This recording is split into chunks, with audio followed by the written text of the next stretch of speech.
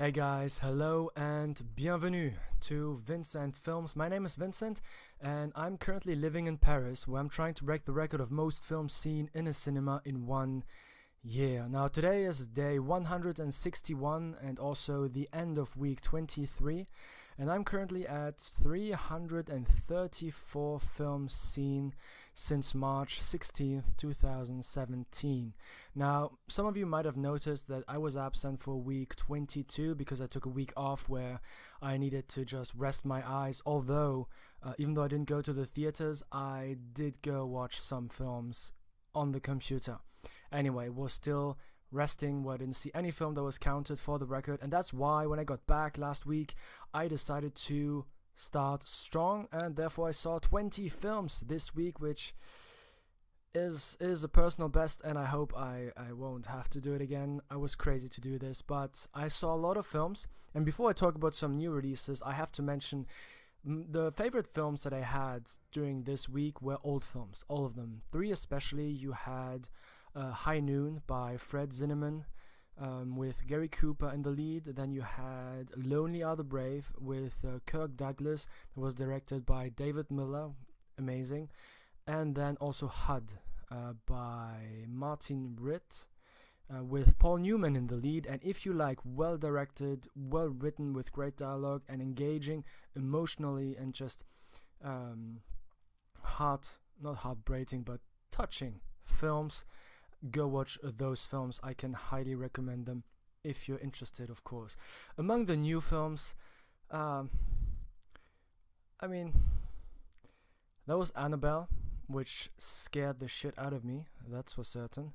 I had to watch the film with my hand in front of it so that I would only see the bottom, and I didn't see the first one, but apparently you didn't really need to, even though I realized that there were some Easter eggs, references to other films that happened in that universe with the Conjuring franchise, and apparently soon the Nun, I think, is in production, or at least in development currently.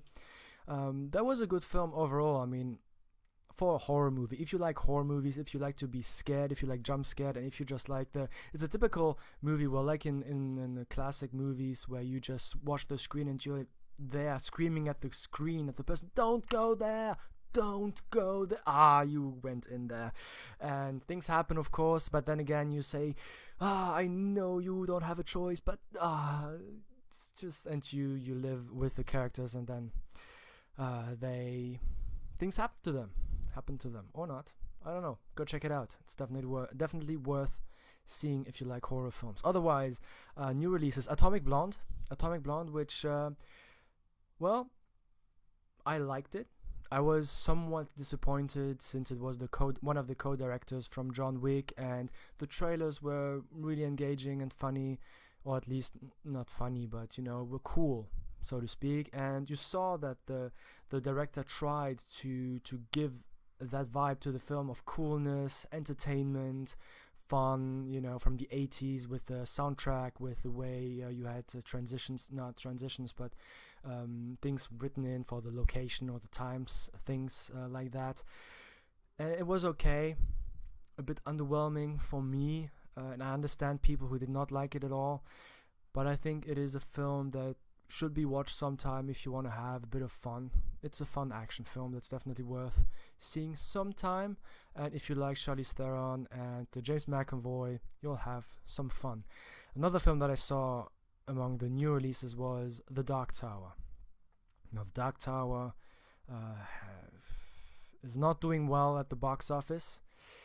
It had a budget of 60 million, and I wonder if it has even made that much already worldwide, maybe just a bit over.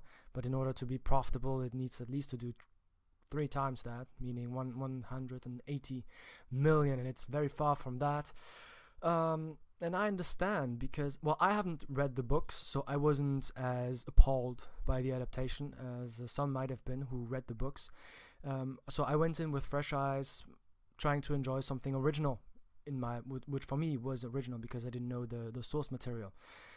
And to be honest, it was okay, but more in a TV movie fashion, which is not always a good thing. It was a simple script, but I thought that was a bit underwhelming as well. Even though you had Matthew McConaughey and Idris Elba, which were both good, but they unfortunately couldn't save the film. Watch it if it comes out sometime on cable or Netflix, maybe, if you're curious. That's it for today. 20 films. I'm tired. I'm exhausted, but I'll keep going. Still have several months to go. So thanks for watching and for your encouragements, and I hope I'll see you next time. Salut.